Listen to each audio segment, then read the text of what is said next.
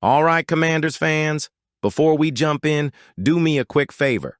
Smash that like button, subscribe to Commanders HQ, and hit that notification bell so you never miss a single update. Because today, we've got two major storylines. One, on the offensive side with Terry McLaurin's contract standoff heating up, and another on the sideline with Dan Quinn's military-style leadership shaping this team's identity. Both could define Washington's 2025 season and beyond.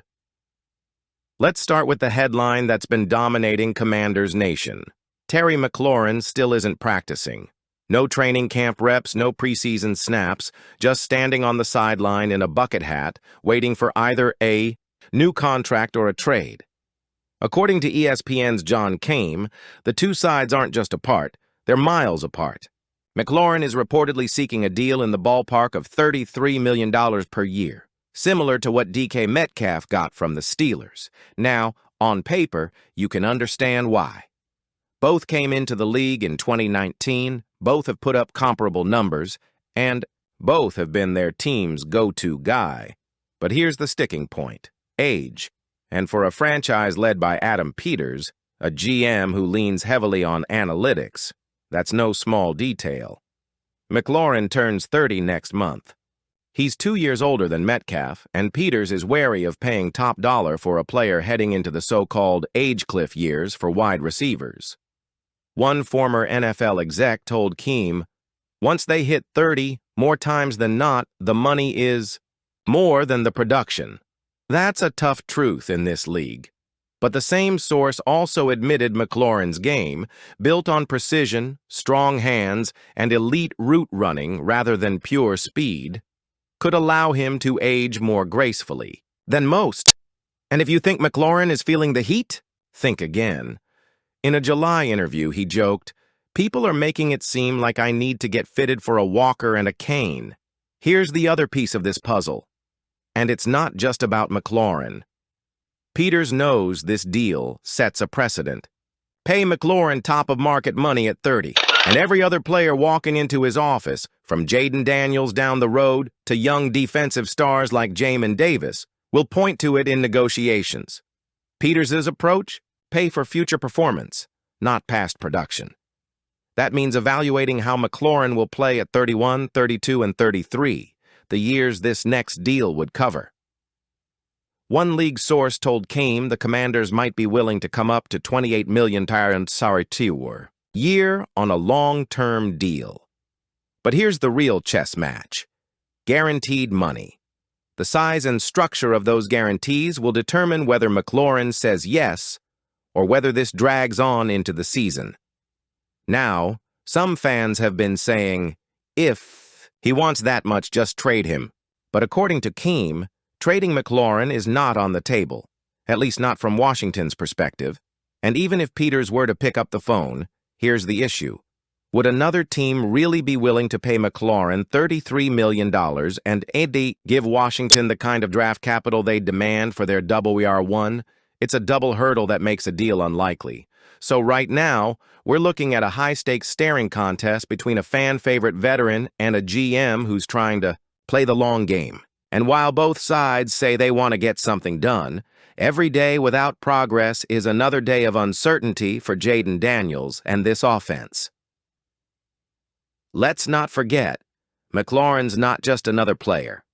Drafted in the third round out of Ohio State back in 2019, he's been the model of consistency in Washington. He's played through quarterback chaos, coaching changes, and offensive system overhauls, and still produced. Last season alone, he hauled in 82 catches for 1,096 yards and 13 touchdowns, and this is with defenses game planning specifically to stop him. Right now, he's entering the final year of the 3-year, $71 million extension he signed in 2022. That pays him $15.5 million in 2025, a number that feels like a bargain, compared to today's WR market. Now let's switch gears. Because while the McLaurin drama is playing out off the field, Dan Quinn is busy building something on it. And his latest insight into his coaching style might explain why this team has a different edge in 2025. Following a frustrating preseason loss, Quinn talked about a tool he's brought from the military world to the football field, the after-action report. It's a process where you strip away emotion and ego and instead ask 3 simple questions. What went right? What went wrong? What would we do differently? Quinn's message is simple. Wins and losses are both learning opportunities. By focusing on facts instead of feelings, players and coaches can be brutally honest without it turning into finger-pointing. Then there's the other pillar of Quinn's approach. The standard. If you've listened to Commanders players in interviews, you've heard them reference it. That's not just motivational poster talk. It's directly inspired by Navy SEAL ethos and Ranger creeds. For Quinn, it's about a shared commitment to excellence, no matter the circumstances. Whether you're playing a rival on Monday Night Football or practicing on a rainy Thursday, the standard doesn't change. And importantly, Quinn is quick to note, they're not comparing football to actual military service. But the principles of discipline, accountability, and unity, those translate perfectly to a team trying to navigate a long NFL season. Here's where these 2 storylines intersect. If McLaurin's situation lingers into the season, it's going to test everything Quinn is building.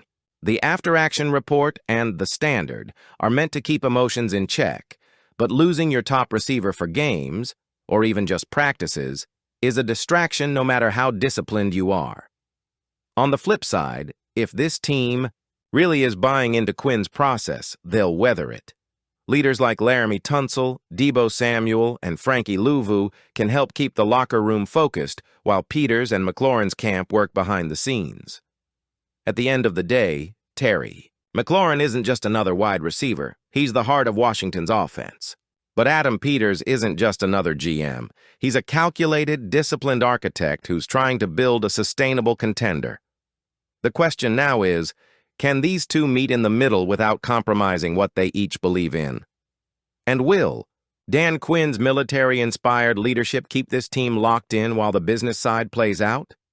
Let's start with the firestorm Brock Vereen lit this week on CBS Sports.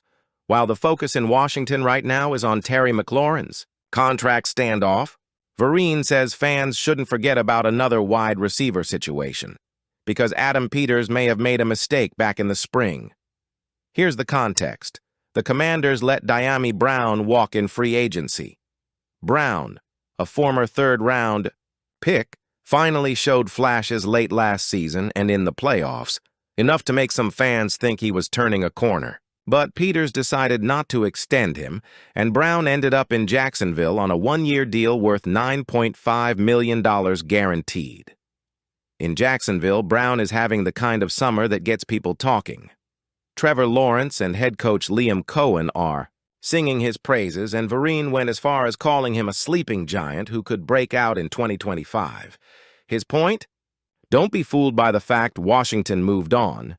Brown is versatile, can line up anywhere, take handoffs, catch deep balls, even throw passes, and Cohen knows exactly how to unlock that skill set.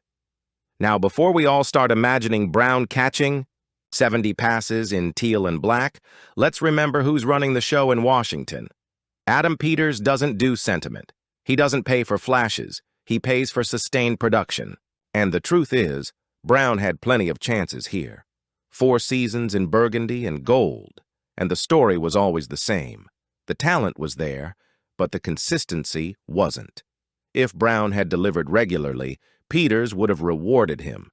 Instead, Peters pivoted, trading for Deebo Samuel, investing in rookies like Luke McCaffrey, and banking on a more dynamic, reliable receiver room. From that angle, it's hard to fault the decision. But if Vereen's right and Brown suddenly puts it all together in Jacksonville, it'll be one of those what-if moments fans bring up for years, especially if Washington's passing attack sputters early without McLaurin on the field. And that's the part that stings right now. With McLaurin holding out, Deebo Samuel still ramping up, and the depth chart under scrutiny, losing a familiar face like Brown feels riskier. Peters is betting that this offense, led by Jaden Daniels, won't miss a beat. But if September rolls around and Daniels is throwing to a patchwork group, you can bet the Dami Brown conversation will come roaring back. Now, while the Dami debate is more about the past, Peters and Dan Quinn showed on Monday that the present is still very much in evaluation mode. The Commanders made a series of roster moves, bringing in 3 new players, cutting 3, and putting 2 more on injured reserve. The biggest headline? Dominique Hampton is gone.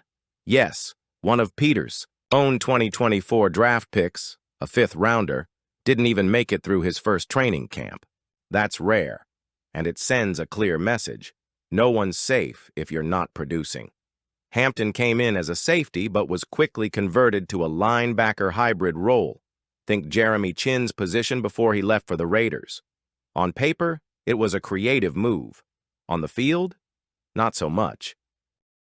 He played just 1 game last year, only on special teams, and in the preseason opener against New England, Hampton logged 42 defensive snaps and 15 on special teams. The stat sheet said 5 tackles, but the tape told a different story. A costly face mask penalty on an 18-yard run pushed the Patriots deep into Washington territory and set up a touchdown. For a coaching staff preaching discipline, that's a big strike. Hampton wasn't the only one shown the door. Defensive end Viliami Fehoko Jr. and cornerback Allen George were also released. Neither had regular season snaps for Washington, but both saw action in that loss to New England. Fehoko's night was cut short by injury after just 14 snaps, while George managed 1 tackle and a pass breakup in 38 snaps. To replace them, the Commanders brought in some experienced reinforcements. Antonio Hamilton Sr., a veteran corner with stops on 5 NFL teams. Most recently, the Falcons' Esong Bassi, who's flashed potential in Denver and L.A., but didn't play in 2024.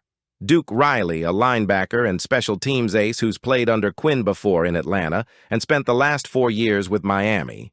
Riley's familiarity with Quinn's system is a plus, and his ability to contribute immediately on special teams makes him a safe bet to stick. And then there's the injury front. Offensive tackle Lucas Niang and cornerback Kevon Seymour were both placed on injured reserve. Niang was supposed to provide depth on the O-line, while Seymour was battling for a secondary spot. Their absences could force Peters to keep working. The phones for more depth, especially at corner, where injuries pile up fast. These moves, from letting Dami Brown go to cutting a rookie draft pick, all point to one thing: Adam. Peters is building a roster where production is the only currency that matters. Yes, it's bold. Yes, it opens him up to second-guessing if the replacements don't deliver. But this is the culture Dan Quinn wants. A locker room where the standard is high and where no one is safe if they can't meet it. And honestly, that's not just talk. When you cut one of your own draft picks before his second season, you're showing the players that reputation, draft status, or past hype won't save you. All right, Commanders fans, I want to hear from you. Should Washington push all the way to $33 million for Terry McLaurin? Or should Adam Peters hold his ground, even if it means more tension in the short term? And how do you feel about Dan Quinn's after-action report approach? Do you think it's the kind of steady hand this team needs? Drop your thoughts in the comments, hit that like button if you enjoyed the breakdown, and subscribe to Commanders HQ so you're always in the know. Big season ahead, and we're covering every twist and turn.